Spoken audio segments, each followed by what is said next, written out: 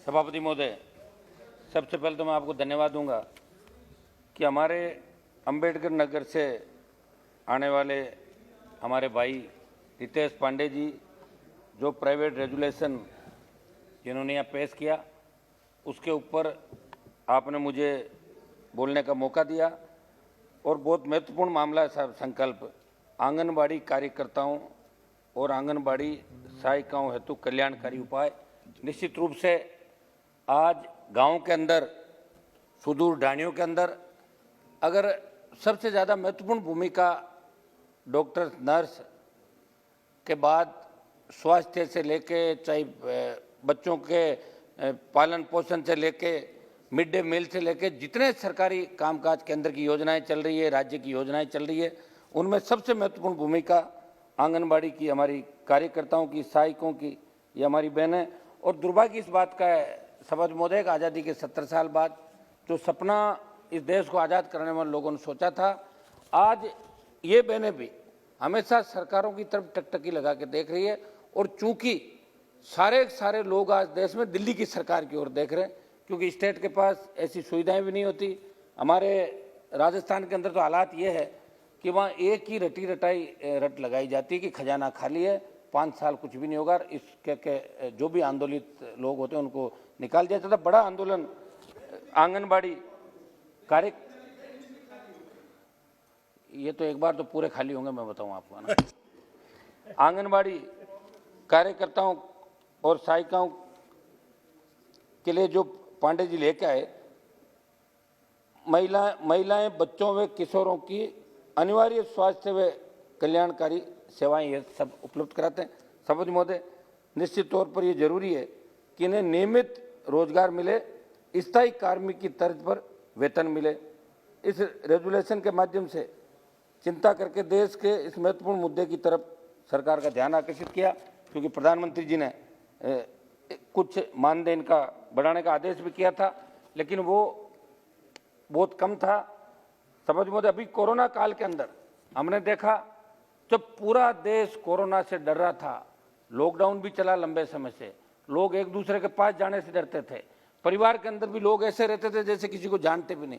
उस समय भी आंगनबाड़ी कार्यकर्ताओं की, सहायकों की और हमारे वहाँ आशा सहयोगिनियों की भी बहुत बड़ा आंदोलन अभी राजस्थान के अंदर चला। उनकी भी बात मैं इनके साथ इसलिए जोड़ूंगा कि उनकी भी महत्वपूर्ण भूमिका स्वास्थ्य सेवाओं के अंदर होती है। बहुत बड़ा आंदोलन अभी भी वो लगातार राजधानी के अंदर कर रहे हैं। बहुत बड़ी महत्वपूर्ण भूमिका इन कोरोना काल के अंदर इनकी सेवा देखने को मिली और हर समय ये सेवा के लिए तत्पर रहते थे। अपने बच्चों को छोड़ के ये दूसरों की सेवा करने के लिए निकल पड़ते थे। सभापति महोदय, स्वास्थ्य विभाग के साथ साथ आंगनबाड़ी कार्यकर्ता, सहायिका व आशा वर्कर ने जिम्मेदारी से कोरोना काल के अंदर अपना काम किया।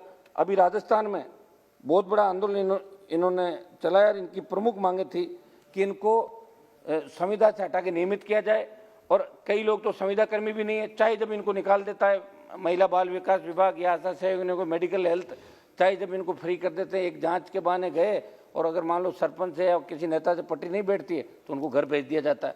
तो सभापति महोदय, ये इनके कल्याण को लेके जो चिंता सदन के अंदर की, मेरे से पूर्व हमारे सांसद ने सारी बात विस्तार से आपको बताई। अभी लोकसभा में एक सवाल के जवाब में महिला एवं बाल विकास मंत्री जो यहाँ बिराजी हैं ने बताया कि 1/10/2018 से आंगनबाड़ी कार्यकर्ताओं का मानदेय 3000 से बढ़ाकर 4500 रुपये, सहायिका का मानदेय 1500 से बढ़ाकर 2250 प्रति माह किया है। इस रेजुलेशन ने मानदेय की मासिक वेतन में बदलने की बात कही गई है। निश्चित तौर पर इनका मासिक वेतन आज सभापति महोदय, नरेगा के अंदर भी जो मजदूरी न्यूनतम बढ़ा के आपने 200 से पार कर दिया, 7-8 हज़ार रुपये तो नरेगा के अंदर जो मजदूरी करता है उसको भी मिलता है। तो मैं तो मांग करूंगा कि 28,000 जो न्यूनतम मजदूरी है, 28,000 रुपये इनकी न्यूनतम सरकारी नौकरी जो चतुर्श्रेणी कर्मचारी जो सरकारी नौकरी के अंदर उनको मिलता है, 28,000 रुपये इनको मिले और इनको परमानेंट भी किया जाए, क्योंकि अल्प मानदेय व नाम मात्र के प्रोत्साहन से इनकी आजीविका कैसे चलेगी। सभापति महोदय, आंगनबाड़ी के अंदर सरकारी भवनों के वहाँ पे पेयजल, शौचालय जैसी मूलभूत सुविधा कैसे उपलब्ध हो, इस पर भी सरकार को गौर करने की जरूरत है, क्योंकि देश में 13,86,990 आंगनबाड़ी केंद्रों में से 4,36,613 केंद्रों पर शौचालय नहीं है। जबकि 2,20,967 केंद्रों पर पेयजल की सुविधा नहीं है। वे 3,58,446 केंद्र किराए के भवन में चल रहे हैं। सभापति महोदय, इसके अंदर हम लोग भी हमारी तरफ से प्रयास कर रहे हैं। सांसद, विधायक और जो भी जनप्रतिनिधि वो भी हमारे कोष से हम समय समय पर पैसा देके आंगनबाड़ी पक्के केंद्र बना रहे हैं। लेकिन 2 साल के लिए हमारा तो आपने इलाज कर ही दिया कि सांसद के पास बजट ही नहीं, तो कहाँ से करेंगे। हमें तो लोग बुलाएंगे नहीं। आप देखना कार्यक्रमों के अंदर लोग कहते हैं कि MP साहब आप क्या करोगे आके, आपके पास बजट तो नहीं, घोषणा नहीं कर सकते, MLA को बुलाएंगे। तो इसमें भी साथ साथ ये भी ध्यान आप लगातार रखें। भारत सरकार के अनुसार राजस्थान की मैं बात करूं, सभापति महोदय, 61,974 क्रियाशील आंगनबाड़ी केंद्रों में 32,527 आंगनबाड़ी केंद्रों पर ही शौचालय व 48,949 केंद्रों पर पेयजल की व्यवस्था है। इस पर केंद्र सरकार ध्यान दें। सब 1-2 लास्ट के हैं मेरे। आंगनबाड़ी कार्यकर्ता, सहायिका व आशा सहयोगिनियों को स्थायी कार्मिक की तर्ज पर वेतन दिया जाए। आशा सहयोगिनियों का भी साथ ही मैं जोड़ देता हूँ साहब, शामिल ही करीब करीब एक जैसा ही काम है सबका। आशा सहयोगिनियों ने वेतन बढ़ोतरी व नियमित करने की मांग के लिए आंदोलन किया।